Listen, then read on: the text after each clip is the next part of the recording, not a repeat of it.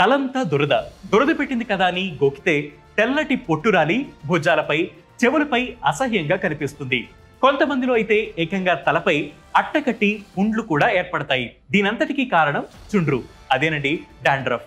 అసలు ఈ డాండ్రఫ్ మన తలపై ఎందుకు పెరుగుతుంది ఇప్పుడు తెలుసుకుందాం.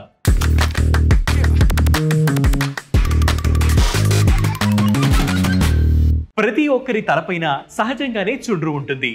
కానీ కొంతమందిలో మాత్రమే ఇదొక సమస్యలా మారుతుంది. ఇక అతి కొద్ది మందిలో ఈ సమస్య ఏ స్థాయికి చేరుతుందంటే చుండ్రు వల్ల వాళ్ళు బయటికి వెళ్లాలంటేనే కష్టమైపోతుంది. తలపై తెల్లటి పొట్టు అట్టకట్టి పుండ్లు కూడా పడి రక్తం కారుతూ ఉంటుంది. అసలు చుండ్రుకు కారణమేంటి? మన వెంట్రుకల్లో డాండ్రఫ్ కు ప్రధానంగా మలసీజియా గ్లోబోసా అనే ఫంగసే కారణం. తలపై వెంట్రుకలు పెరగడానికి వాటి కుదుళ్లలో ఉండే సెబేషియస్ గ్రంథులు సెబమ్ అనే ప్రోటీన్ ను విడుదల చేస్తాయి. ఈ సెబమ్ జిగటగా ఉండే నూనె పదార్థం. దీనిని ఆహారంగా తీసుకునే ఈ మలసీజియా గ్లోబోసా ఓలెక్ యాసిడ్ ను విడుదల చేస్తుంది. ఈ యాసిడ్ ఎండిపోయి మన స్కాల్ప్ పై పొట్టిలా ఏర్పడుతుంది. సాధారణంగా తలపై ఉండే కణాలు 2 నుంచి 4 వారాలే జీవించి ఉంటాయి.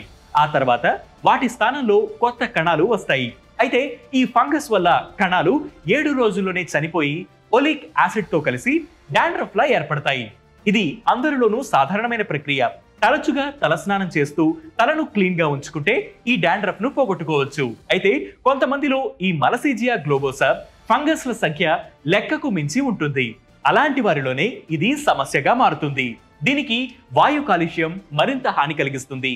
అలాంటి సమయాల్లో ఖచ్చితంగా డాక్టర్ ని కలిసి సరైన చికిత్స తీసుకోవాల్సిందే.